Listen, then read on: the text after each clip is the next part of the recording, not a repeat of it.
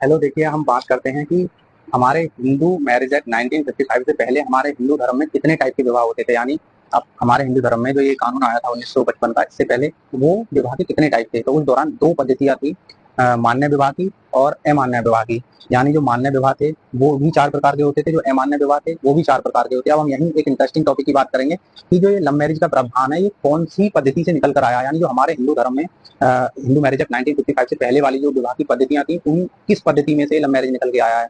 तो सबसे पहले हम बात करते हैं वैलिड जो पद्धति थी, यानी मान्य पद्धति थी, वो चार प्रकार कौन से थे। तो पहला था ब्रह्म विवाह, दूसरा था दैव विवाह, तीसरा था आयर्स विवाह, चौथा था प्रजापत्य विवाह। यानी ये चार जो प्रकार थे मान्य विवाह की पद्धतियां थी।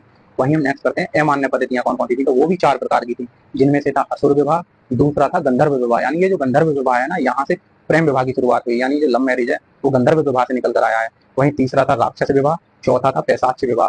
अब हम यही बात करते हैं कि ये जो चार पद्धतियां थी ये हिंदू मैरिज एक्ट 1955 के आने से पहले की थी, लेकिन हिंदू मैरिज एक्ट 1955 आने के बाद से हिंदू विवाह की कितनी पद्धतियां हैं।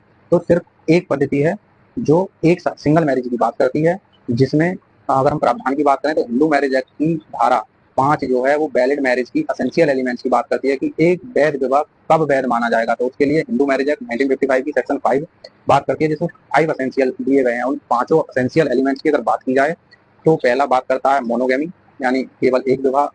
दूसरी जो कंडीशन दी गई है वो दी गई है अनसाउंडनेस ऑफ माइंड, यानी पागल दिवालिया ना हो। तीसरी जो कंडीशन दी गई है वो दी गई है माइनर ना हो, यानी 18-21 एज हो।